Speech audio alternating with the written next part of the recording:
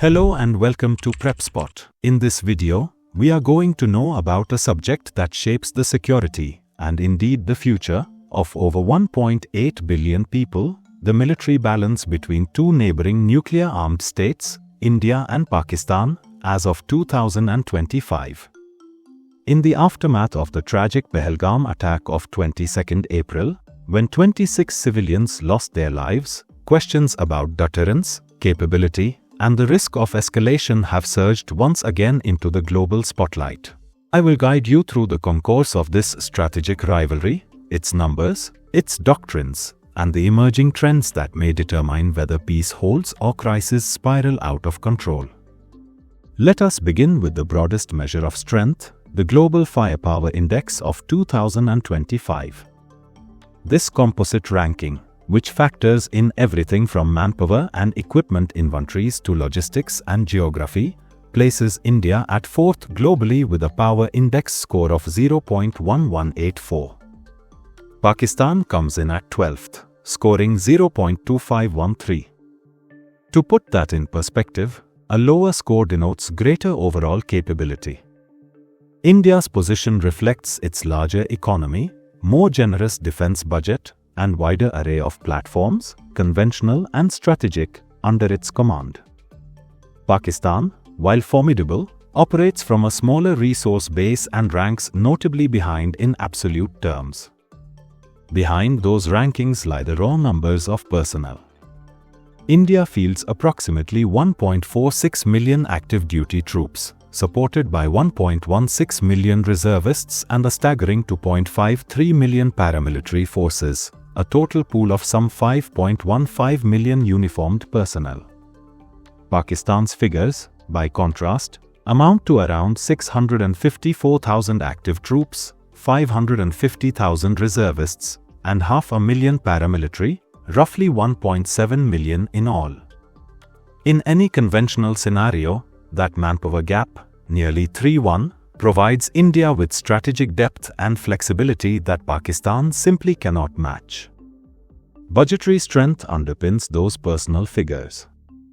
For fiscal year 2025 to 2026, India has allocated close to $85 billion to defense, roughly 8 to 9 times Pakistan's outlay of around $10 billion. Though Pakistan dedicates a slightly higher share of its smaller GDP, about 2.7% versus India's 2.3%, the absolute disparity in spending translates directly into more advanced platforms, accelerated modernization programs, and larger stocks of ammunition and spares for India. On land, India's Armored Corps boasts over 4,200 main battle tanks, ranging from the Russian-origin T-90s Bhishma to the indigenous Arjun Mk-1A, and nearly 150,000 armored personnel carriers, infantry fighting vehicles, and mine-resistant vehicles. Pakistan fields around 2,600 tanks and up to 50,000 armored vehicles, but India's roughly 4-1 mechanized mobility remains decisive. Artillery paints a more nuanced picture. India has some 3,900 towed guns versus Pakistan's 2,600. But Pakistan holds an advantage in self-propelled artillery up to 660 tubes, compared with just 100 in Indian service, and in mobile rocket launches, where Pakistan's 600 launches outnumber India's 336. In effect, India can bring greater mass to bear. Pakistan compensates with more agile firepower in certain categories.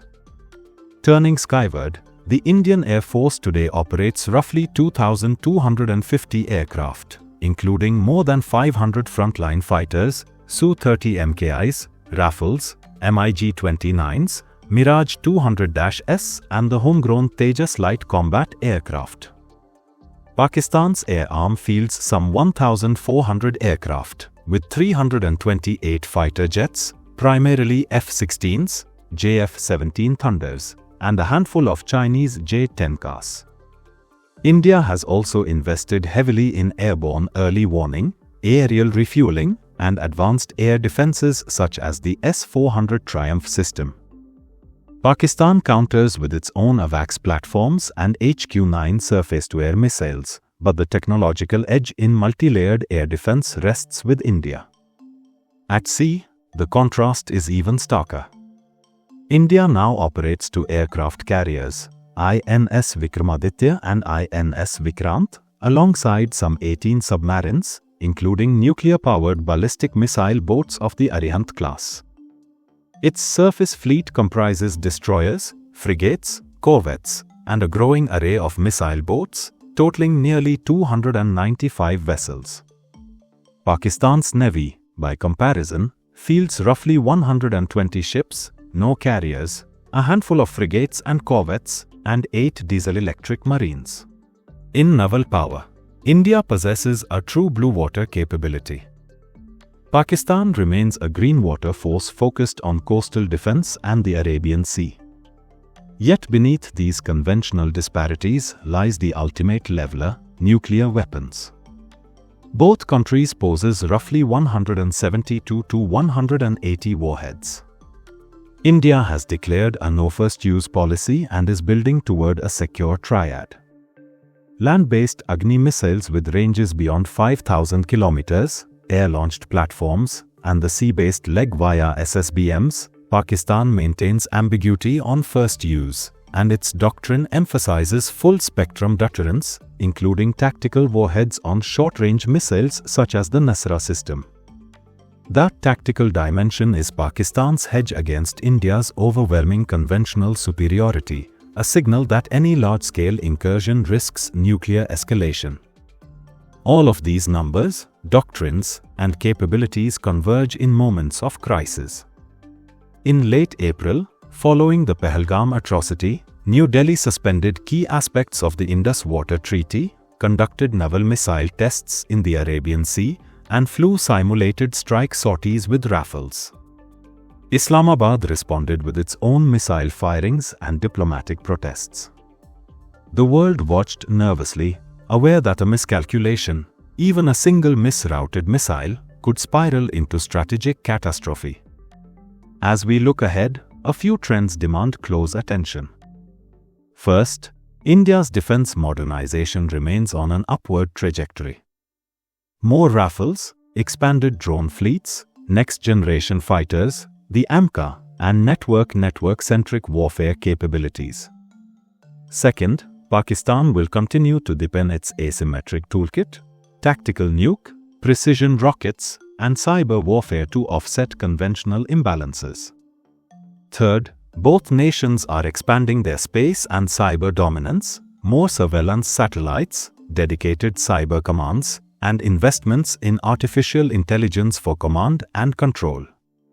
Finally, the international environment, growing Chinese presence in the Indian Ocean, US strategic partnerships, and regional economic linkages will shape how India and Pakistan perceive threats and opportunities.